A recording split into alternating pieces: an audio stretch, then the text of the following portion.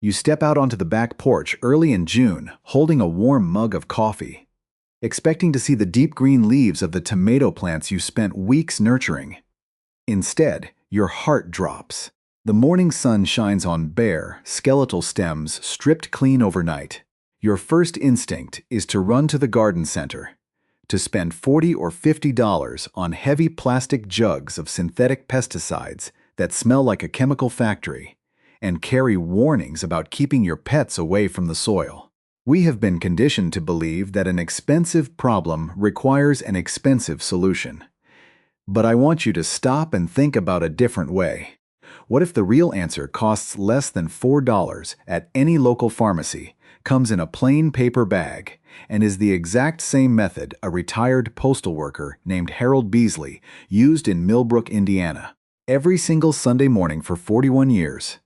My name is Eli, and I have been growing tomatoes the old way for 4 decades. I have seen gardens flattened by pests, and I have seen those same gardens thrive, using nothing more than what our grandparents kept in their medicine cabinets. Now, let us understand this clearly. I am not offering you a miracle cure that will bring a rotted, dead plant back from the grave. Nor am I promising that a single insect will never cross your garden gate again. Nothing in nature works in absolutes, and anyone who tells you otherwise is selling a fairy tale. If your plants are completely waterlogged or suffering from severe blight, this white powder will not fix a lack of basic care. But if you have an ordinary backyard garden with ordinary plants already in the ground, what I am about to share will change how those plants defend themselves within 14 days. It is a method passed down through hands that were gnarled like tree roots, tested not in sterile laboratories with corporate funding, but in dirt-floored kitchens during the worst years of the Dust Bowl. Harold Beasley did not have a degree in botany. He had a 6th-grade education and decades of experience sorting mail in unheated rural post offices.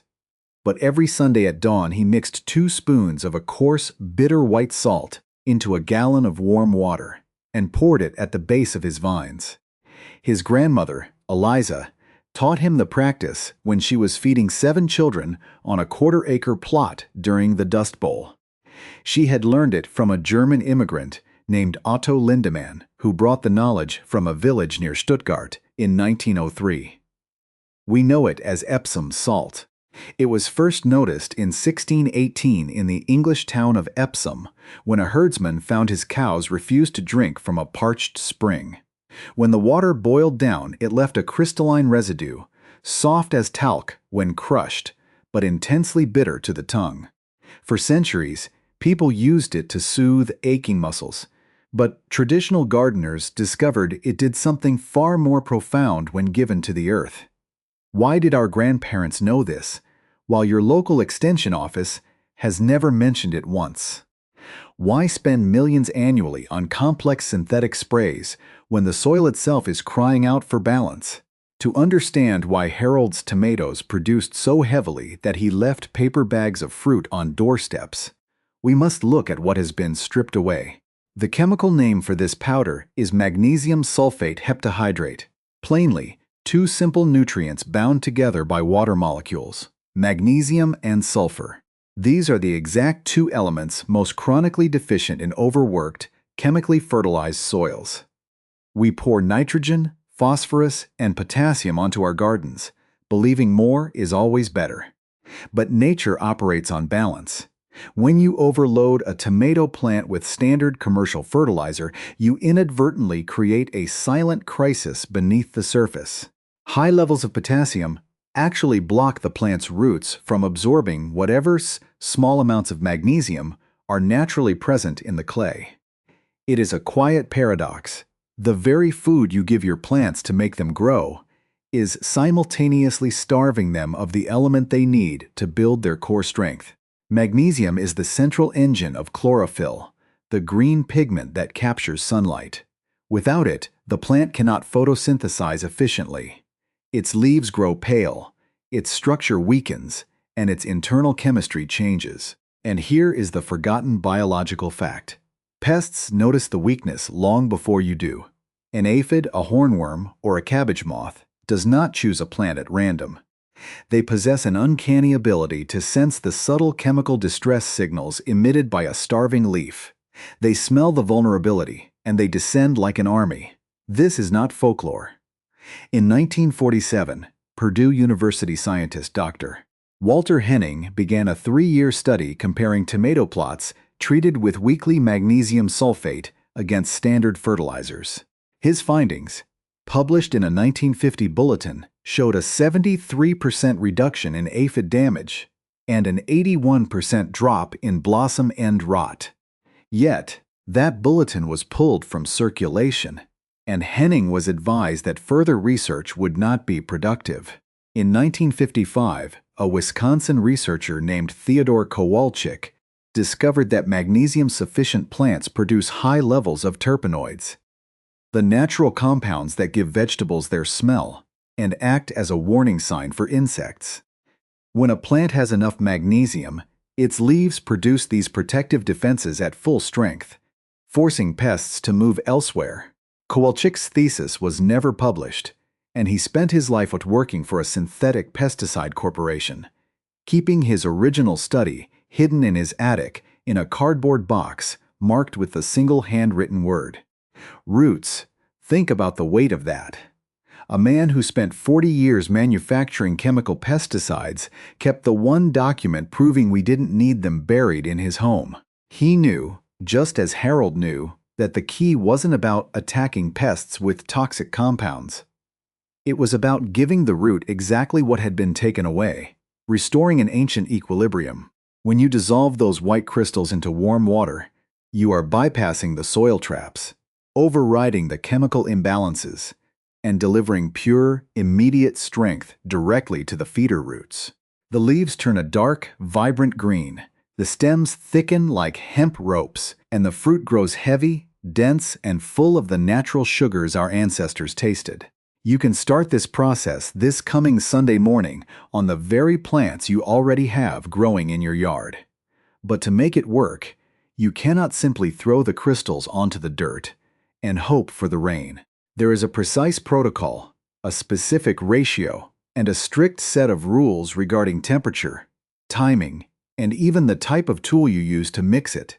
Details that determine whether the solution saves your garden or leaves it vulnerable. Let us begin with what you will need this coming Sunday morning.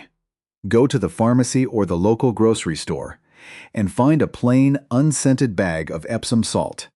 When you open it, do not expect it to look like the fine table salt you keep in your kitchen. Look closely. It consists of small, rough, translucent crystals that resemble coarse sugar or tiny shards of winter ice. If you roll it between your fingers, it feels hard, cold, and slightly abrasive, with absolutely no scent of its own. This is your raw material, unchanged since it was first boiled down from the bitter springs of Surrey 4 centuries ago. Your first step is selecting the proper container, and this is where many modern gardeners fail before they even begin. You need a clean 5-gallon plastic bucket or a series of 1-gallon glass jugs. Do not, under any circumstances, use a galvanized metal bucket or a metal watering can for the mixing process. This was a detail that Otto Lindemann insisted upon in 1903, and one that Harold Beasley followed strictly for 41 years.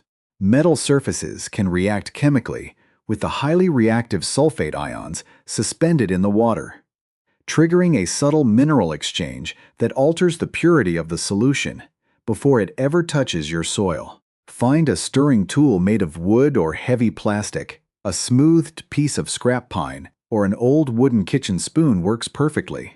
When you strike the side of your plastic bucket with that wooden spoon, it should make a dull, hollow thud, not the sharp metallic ring that signals a ruined batch. Now, let us talk about the water. Do not draw cold water straight from the garden hose. If the water is chilly, the white crystals will behave like heavy river sand, settling stubbornly at the bottom of the bucket, clumped together, and refusing to break down no matter how hard you spin your spoon. Conversely, do not use boiling water from the kettle. as extreme heat can scorch the beneficial microbes living in your topsoil when you pour it out. The water must be warm, specifically around 90 degrees Fahrenheit. It should feel like lukewarm bath water when you dip your wrist into it, gentle and inviting. Fill your bucket with 1 gallon of this warm water. Measure out exactly 2 level tablespoons of the white crystals. Do not guess, and do not use a standard kitchen teaspoon. Understand this. A teaspoon delivers exactly 1/3 of the mineral volume required to correct a magnesium deficiency. If you make this beginner's mistake, you will be giving your plants a faint, useless whisper of nutrition rather than the robust therapeutic dose they need to build their internal defenses. Dump the 2 tablespoons into the warm water. Immediately, the liquid will change color, turning into a cloudy, milky, semi-opaque white swirl.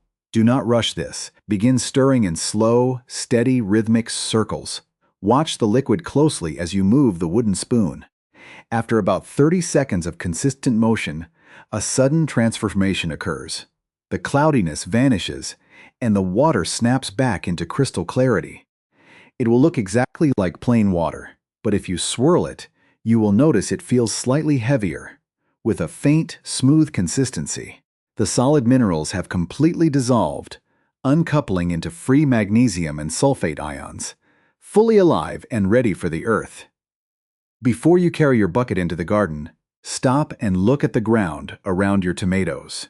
Never pour this solution onto bone-dry, baked soil that has been crusting under the summer sun.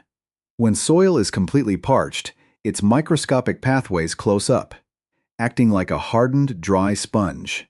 If you pour your liquid onto it, the solution will simply run off sideways into the garden paths, wasted and unabsorbed. Always water your garden lightly the evening before, or apply the solution the morning after a gentle rain shower. The earth should be damp and cool, like a wrung-out towel, which allows the soil to pull the mineral-rich liquid straight down into its deepest layers through natural capillary action. Approach your tomato plant and lower your watering can or cup close to the ground. Do not sprinkle this solution from high above onto the leaves. This is a common and destructive mistake. If these concentrated magnesium and sulfur ions sit on the surface of a tomato leaf under the intense glare of the morning sun, they will act like tiny magnifying glasses, burning the delicate green tissue and leaving behind brittle, brown scorch marks that invite fungal disease. This is a root feed, not a foliage wash. Pour the liquid in a slow, steady circle exactly 6 inches away from the main vertical stem. This 6-inch ring is precisely where the fine, translucent feeder roots live, the microscopic structures that do the actual work of drinking from the earth. The thick stem at the center is merely an anchor. Pouring the solution directly against it does nothing but waste your labor. You must perform this task early in the morning, preferably before 8 o'clock. In the cool dawn hours, a plant's internal transport system is wide open, actively drawing moisture upward from the roots to prepare for the heat of the day.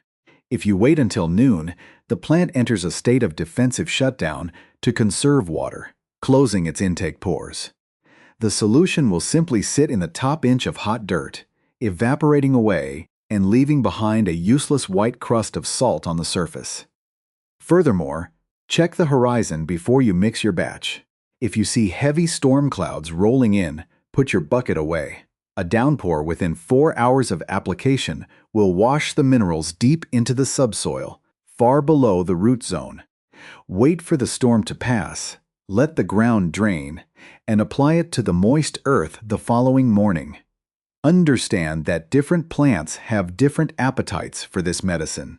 A mature, heavy-fruiting tomato, a thick-walled pepper, or an eggplant requires exactly 1 full cup of the clear solution once every 7 days. They are the heavy feeders of the garden. However, if you move over to your brassicas, your cabbage, broccoli, or kale, the rule changes. Brassicas are stubborn, slow absorbers.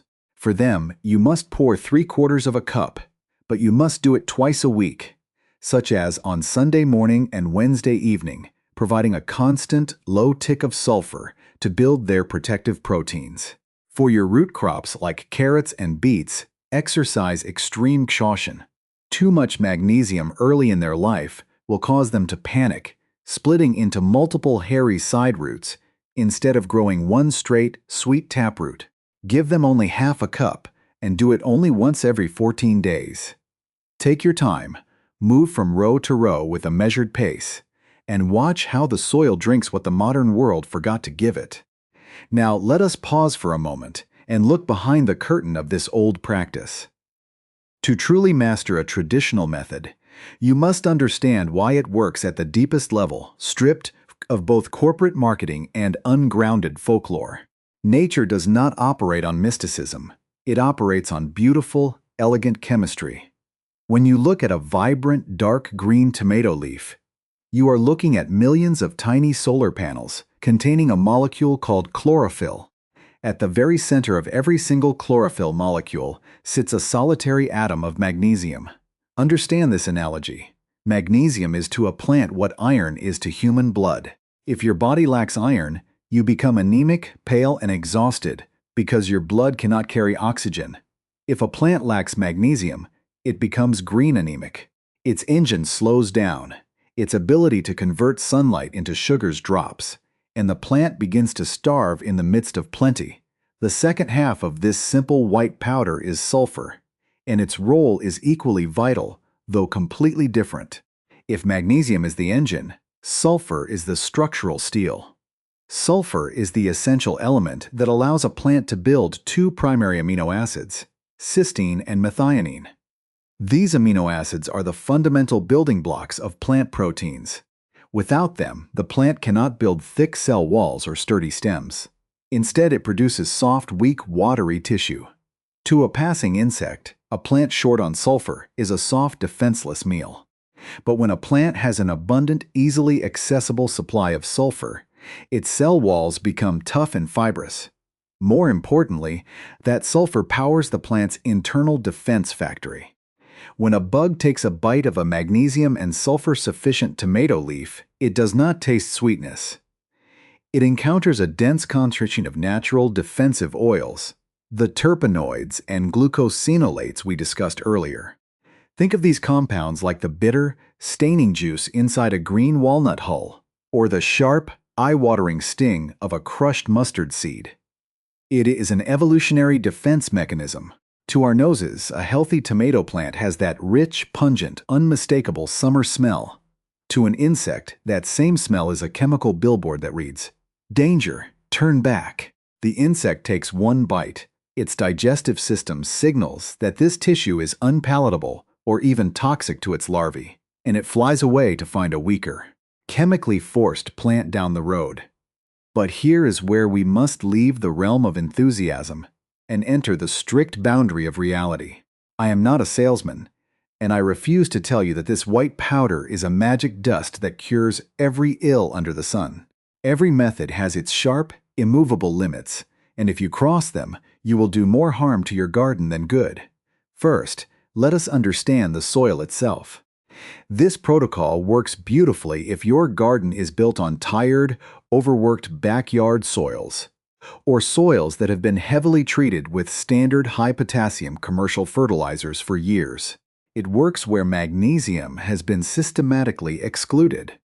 However, if you live in an area with a specific geological footprint, such as regions underlaid by dolomitic limestone, or areas with heavy, dark serpentine soils, your ground may already be naturally saturated with magnesium.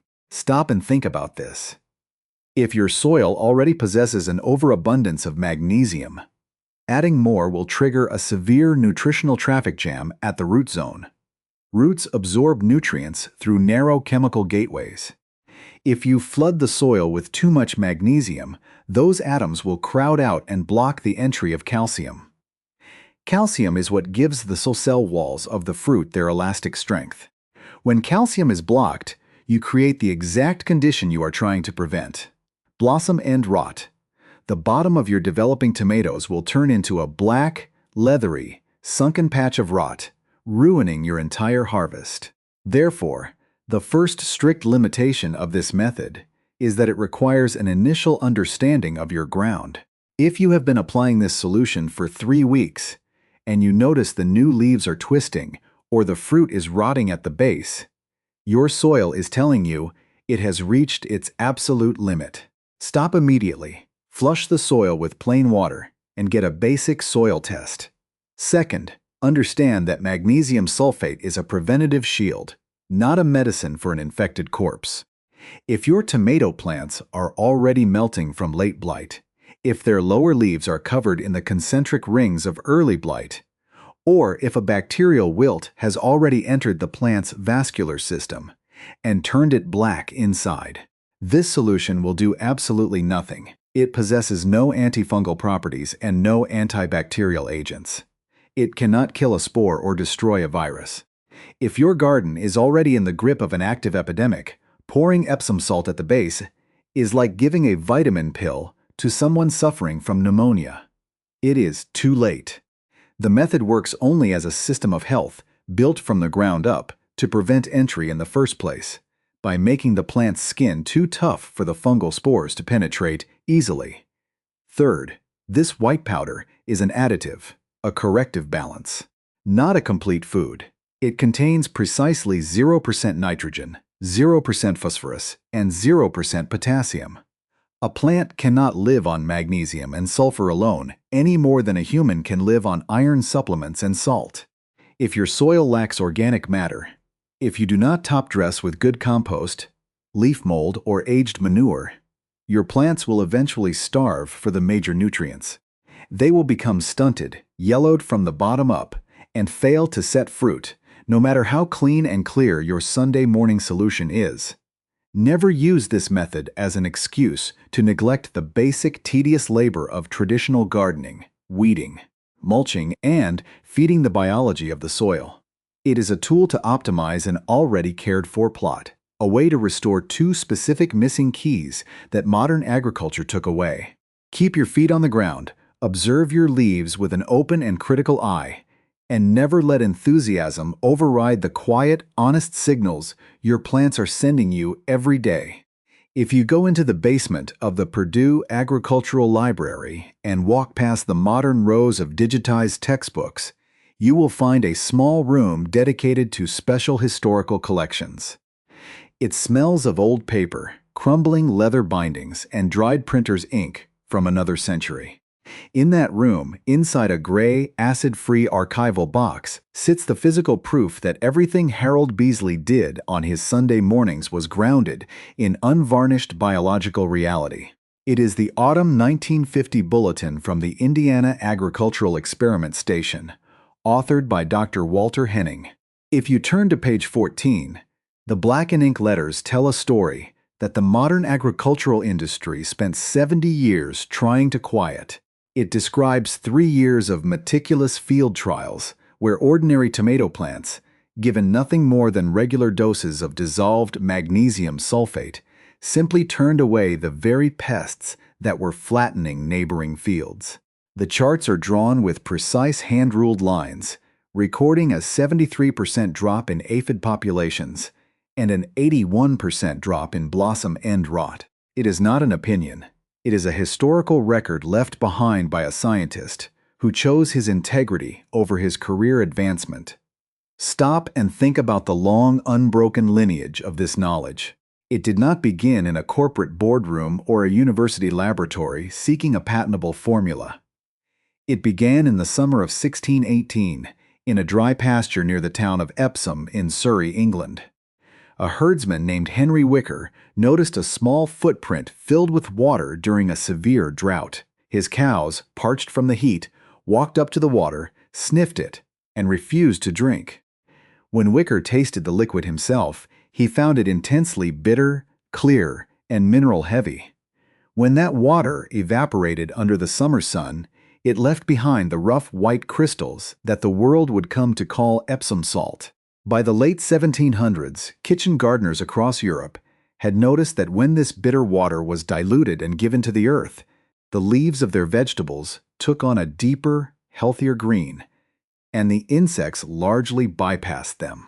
In Germany, the farmers called it Bittersalz, and they guarded the secret within their family circles for generations. That is how Otto Lindemann came to possess it in a small village outside Stuttgart. And that is exactly what he carried in his mind when he boarded a steamship for America in 1903, settling in the heavy clay hills of southern Indiana. He found a landscape where the soil was different, but the laws of nature remained unchanged. He passed the ratio to a young girl named Eliza during the early years of the 20th century, and she used that exact same knowledge to keep 7 children fed from a tiny quarter-acre plot during the dark, dust-choked years of the 1930s. When the wind was tearing the topsoil from the American heartland, Eliza was pouring bittersalls at the base of her vines. She passed it to her grandson, Harold Beasley, who kept the chain unbroken for 41 years in Millbrook. This paper trail is scattered across our history if you know where to look. The earliest American written record I managed to trace is a fragile yellowed pamphlet published in Cincinnati in 1887 by an immigrant newspaper called the Cincinnati Volksblatt, titled Garden Work for the Householder.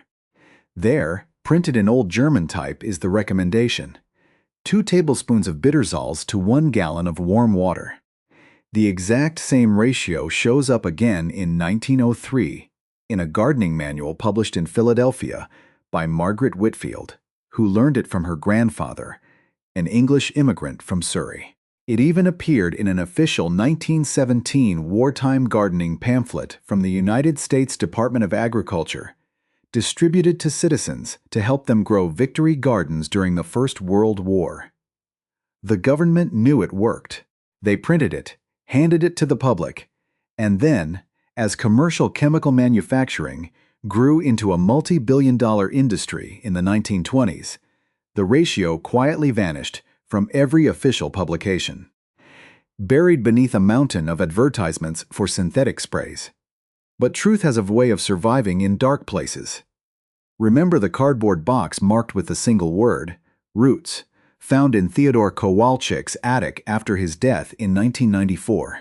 Inside that box was his 1957 University of Wisconsin dissertation, a document that recorded a difference of more than 2 orders of magnitude in pest egg counts between treated and untreated cabbage plants. A man who spent his entire adult life drawing a salary from a chemical company to develop synthetic pesticides could not bring himself to burn the evidence of his youth. He kept it hidden under the rafters, a silent witness to a simpler, cleaner way of treating the earth. Understand this. Real knowledge does not require a brand name, a colorful plastic jug, or a corporate endorsement to be true. It requires only that it works when your hands meet the soil. When Harold Beasley passed away in 2019, the records kept by Eunice Whitlock at the local food pantry showed that his tiny 1/10 of an acre plot had produced 3 pounds of vegetables per square foot, 6 times the national average for a backyard garden. He used no synthetic fertilizers, no chemical bug killers, and no expensive equipment. He used a wooden spoon, a plastic bucket, and a $4 bag of white crystals from the local pharmacy. Now, look closely at your own garden. The rows of tomatoes, peppers, and squash you have already planted are sitting in the ground right now, relying entirely on your choices.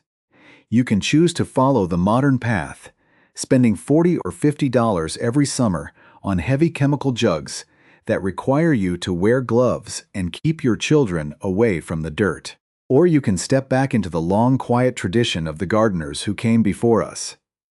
This coming Sunday morning, before the sun gets high and the air turns hot, I want you to go out to your garden. Find a plain plastic bucket and a wooden spoon. Draw 1 gallon of warm water. Drop in 2 tablespoons of those coarse, white crystals and stir until the liquid goes from cloudy to crystal clear. Pour it gently around the base of your plants, 6 inches from the stem, and watch what happens to the color of your leaves over the next 14 days. It is simple. It is accessible to every person with a backyard, and it connects you directly to Eliza, to Otto Lindemann, and to the old ways that should never have been taken from us. Once you have done it, come back and tell me down in the comments what state you are growing in and what your grandparents used to cultivate. Because every story you share helps us piece together the forgotten solutions that our parents lost. Subscribe and stay with this community. Because we are recovering the traditional wisdom of the earth, person by person,